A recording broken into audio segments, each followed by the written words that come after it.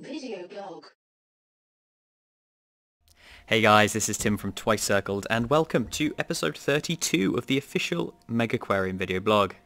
Alright, got a cool new thing to show you today, another tool, and this one has been in the works for a long time. Not kind of directly, but I've been playing with the idea at the back of my mind for quite a long time, and I've talked about it in the comments, so some of you will be aware of this, and it's thin walls. Okay, so let me just quickly demonstrate that. You can now draw walls that occupy not the tiles themselves, but the edges between the tiles. Okay, so if we just open up our thing, I mean, this is going to act exactly how you expect it to. The guests will wander around, but they won't ever actually cross over from all these tiles over to these ones. And I've been wondering whether this was needed for a long time, and I came to the conclusion that I had to do this eventually, and that's because of this weird factor. Now, I can't show it the best because I haven't got corner tanks in this version of the game, but let's just imagine this is a corner tank. So this is like a classic thing you want to do, okay? You might have some tanks along here and some tanks along here, but you want to put a corner tank on the edge, and what you want to do is have like an access. It doesn't actually matter here or here.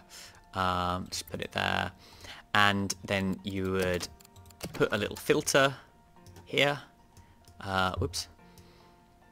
Here, and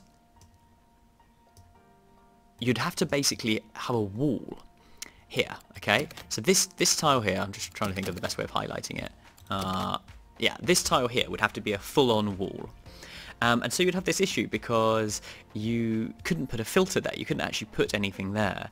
And so you'd have to kind of put like your filter here, and then sometimes if depending on, often what you'd have is you'd actually have like another tank next door, and so you wouldn't have space for both the filter and the access point for the staff to feed the fish.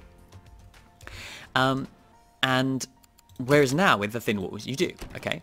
So you can put a thing there, and what we can do is we can put a filter here in that corner, occupying where that whole wall would be. And obviously if we just give ourselves a little bit more room, we can add, for example, a feeding station and all that sort of good stuff, okay? Now, you might be thinking, oh, what's the problem with that? It's an interesting design decision. It forces players to lay out their tanks better. But here was the big issue, right? You see what we've got set up now? What you could do is, instead of building a wall there that takes up the entire square, you could just put the thing you wanted to put there, whether that's a filter or a food box, and it would have much the same effect. So right now, you'll see that these guests will walk straight past that filter and they won't actually enter here. And obviously it looks ridiculous, but you could actually, what I realized is you were really incentivized as a player to use filters and food boxes as walls, because they kind of doubled up, right? And whereas if you use a proper wall, it would take up the entire square and lead to a really awkward layout. So that's kind of the reason I felt like I had to add walls, because now, the player can, oh, I think I just put two, oh, that actually shouldn't be allowed. I put a wall on top of the wall, but that's fine. One of the walls belongs to the tank. More on that later. Now the player is completely allowed to just do this, and what I'll do is I'll incentivize this even more by making it that, as I've talked about previously, that if the guests see filters and food boxes and stuff, then they will be unhappy, or they might mess with it and break it and stuff like that. But yeah, it was a real shame that the way the mechanics worked out, you're really incentivized to use these items that really shouldn't be walls as walls.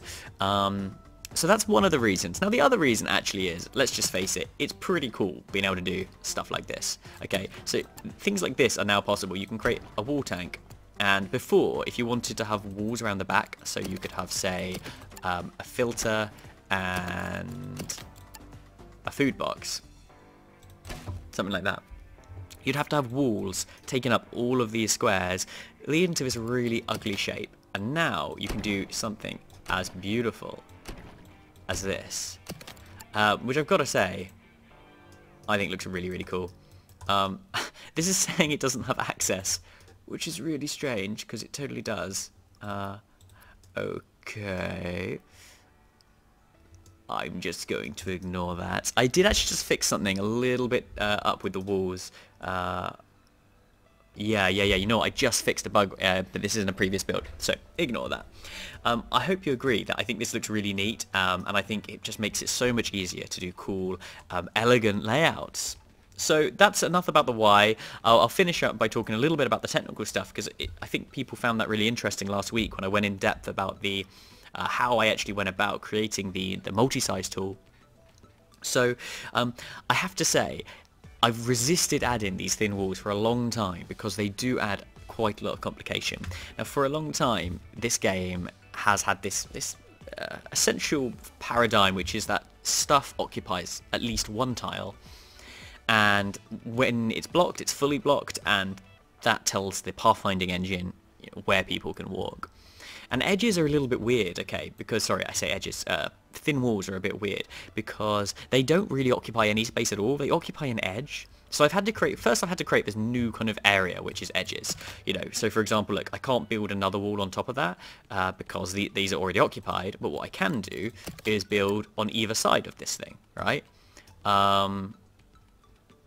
So yeah, they kind of like occupy different spaces, and then this is slightly difficult in itself because previously, when in my pathfinding grid, I just needed one value, blocked or not blocked, and now for every single tile, so this grid is represented in a two-dimensional array, and for every tile I need to have quite a few different values need to be stored. I need to store whether it's blocked on this side, whether it's blocked on this side, because each tile can actually be blocked in multiple places, you know. So, you know, these two are blocking the edges attached to this tile, and these two are blocking the edges attached to this tile, for example. You also need to store whether the actual tile itself is blocked, because you can still drop people there, and you can still place down items there. So it's actually a different, like I said, it's a separate sort of blocking. So now we need 3 values, all for every single coordinate. And then you have staff-only edges. So these staff doors can be walked, you know, staff can walk through them. So that's an extra value that we need to store. So here we go. Our staff member's going to walk through. So yeah, that's just storing all the information, right? And then I had to synthesize this pathfinding, a set of pathfinding nodes that people could walk between based on all of this information. And I managed it, but yeah, it definitely was quite complicated. So yeah, I'm really pleased with this. This is one of the additions that has been on my list of kind of like, yeah, I really should get that done for quite a long time. And now that it is done, it's opened up some other stuff, because it did have some effect on how we're designing the tanks. And so we can now go ahead and start making a load of more tanks, because I've been kind of holding off doing more different tank types, because I wasn't sure whether we were going to use this multi-tool system that I showed last week, and whether we were going to use the thin walls. So that's the main reason I've been doing these two things, because finally, with these two things done, we can go ahead and start making some new tanks for you guys to see.